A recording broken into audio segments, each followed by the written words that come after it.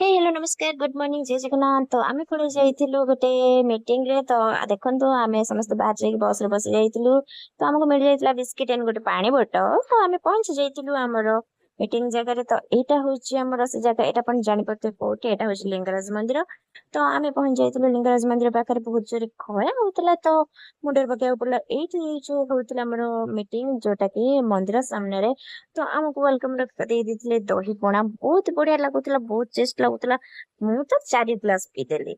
ତାପରେ ଆମେ ବସି ଯାଇଥିଲୁ ସେଠି ଆମେ ଯୋଉଠି ଭଜନ ସମାରୋହ ହଉଥିଲା ବହୁତ ବଢିଆ ଲାଗୁଥିଲା ଭଜନ ସମାରୋହ। ଠିକ ମନ୍ଦିର ସାମ୍ନାରେ ଭଜନ ସମାରୋହ ହଉଥିଲା। ଏଇଟା ପ୍ରଭୁ ଜଗନ୍ନାଥଙ୍କର ପ୍ରତିଷ୍ଠା ଦିବସ ଅବସରରେ ଏଇଟା ମୋଦିଜୀଙ୍କ ଦ୍ଵାରା ଏଇଟା ହଉଥିଲା ଯୋଉଟା କି ହଉଥିଲା ଗୁଜୁରାଟରେ। ତାର ଦଣ୍ଡ ଯାତ୍ରାର ଗୋଟେ ପରିବେଷଣ ଆମକୁ ନାଟକ ମାଧ୍ୟମରେ ଦର୍ଶାଇଲେ ବହୁତ ବଢିଆ ଲାଗିଲା। ଠାକୁରଙ୍କୁ କେମିତି ଭୋଗ ପାଆନ୍ତି ଠାକୁର କେମିତି ବୁଲନ୍ତି ଘର ଘର। ତ ଏଇଟା ବହୁତ ବଢିଆ ଲାଗିଲା। ତାପରେ ଆମର ଗେଷ୍ଟ ପଳେଇ ଆସିଥିଲେ। ତ गेस्ट ମାନଙ୍କୁ ସ୍ୱାଗତ କରାଯାଉଛି। ତ गेस्ट ପ୍ରଥମେ ଆମର ଆସିକି ମୁଖ୍ୟମନ୍ତ୍ରୀ ଆସିକି ଆମର ପ୍ରଥମେ ଦୀପ ପ୍ରଜ୍ୱଳନ କରିଥିଲେ। ତାପରେ ନିଜ ନିଜର ବକ୍ତବ୍ୟ ରଖିଥିଲେ କେମିତି ସୋମନାଥଙ୍କ ବାବାଙ୍କର କେମିତି ପ୍ରତିଷ୍ଠା ହଉଛି ସେପଟେ ମୋଦି କରୁଛନ୍ତି। ତାପରେ ଆମକୁ ଡାଇରେକ୍ଟ ଟେଲିକାଷ୍ଟ କରାହେଲା। ମୋଦି ଯେହେତୁ ସେଠି ପ୍ରତିଷ୍ଠା ହଉଛି ତ ସେଠୁ ଆମେ କଣ ଦେଖିପାରିବୁ। ତ ଆମକୁ ଲାଇଭ ଟେଲିକାଷ୍ଟ କରାହେଲା। ସେଠି ଯେତେବେଳେ ମୋଦି ଯାହାବି ପୂଜା ପାଠ କରୁଛନ୍ତି ଯାହାବି କରୁଛନ୍ତି ତ ଆମେ ଏଠି ବସିକି ଦେଖି ପାରୁଥିଲୁ।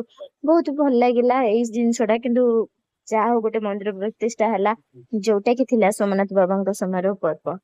ତ ଏଇଠୁ ତ ଥାଇକି ଆମେ ବାବାଙ୍କୁ ପ୍ରଣାମ ଏଇଠୁ ଗଲୁ। ତ ଆମେ ତ ଠିକ ବସିଥିଲୁ ମନ୍ଦିର ଲିଙ୍ଗରାଜ ମନ୍ଦିର ସାମ୍ନାରେ। ତ ବହୁତ ଭଲ ଲାଗିଲା। ତାପରେ ଆମର ମୁଖ୍ୟମନ୍ତ୍ରୀ ମହୋଦୟ ଆମକୁ ଭାଷଣ ମାଧ୍ୟମରେ ଟିକେ ଜଣାଇଲେ କଣ କେମିତି ହଉଛି ପୂଜା ଅର୍ଚ୍ଚନା। ତ ଏଠି ମୋଦିଜୀ ବି ତାଙ୍କର ସେ ପୂଜା ସେଠି କରୁଥିଲେ। ତାପରେ ଏଠି ପ୍ରତିଷ୍ଠା ପର୍ବ ଷ୍ଟାର୍ଟ ହେଇଯାଇଥିଲା। ତ ବହୁତ ଭଲ ଲାଗିଲା। ଆମ ଏଠି ଦୂରରେ ଦେଖିକିନା ଆମେ ତ ପାଖକୁ ଯାଇପାରିବାନି ତ ଆମେ ଦେଖୁଥିଲୁ ଦୂରରେ। ତ ବହୁତ ଭଲ ଲାଗିଥିଲା। ତାପରେ ବହୁତ ଜୋରେ ଖରା ହଉଥିବାରୁ ତାପରେ ଆମେ ଅପେକ୍ଷା କରିଥିଲୁ କେତେବେଳେ କଣ ହେବ ବୋଲି। ତାପରେ ଏଠି ସରିଲା ପରେ ହେଇଗଲାଣି ତ ଯେତେବେଳେ ସରିବା ହେଇଗଲା ସରିଗଲେ ତାପରେ ଆମେ ଯାଇକି ସେଠୁ ବୁଲିକି ଆସିବୁ ବୋଲି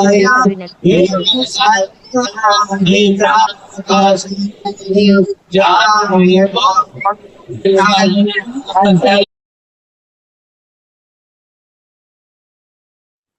ତାପରେ ଆମେ ପଳେଇ ଆସିଥିଲୁ ଟିକେ ଲିଙ୍ଗରାଜ ମନ୍ଦିର ଆଡେ। ତ ଲିଙ୍ଗରାଜ ମନ୍ଦିର ଭିତରକୁ ତ ଟୋଟାଲି ଯାଇ ହେଲାନି ଏଣ୍ଟ୍ରି କଲେ ନାହିଁ କାରଣ ସିଏମ ଆସୁଛନ୍ତି ତ ଏଣ୍ଟ୍ରି କେମିତି କରିବେ। ତାପରେ ଆମେ ପୁଷ୍କରିଣୀ ପାଖକୁ ପଳେଇ ଆସିଥିଲୁ ଟିକେ ଫଟୋ ଉଠେଇବା ପାଇଁ ରିଲ୍ସ କରିବା। ତାପରେ ଆମେ ଘରକୁ ପଳେଇ ଆସିଥିଲୁ।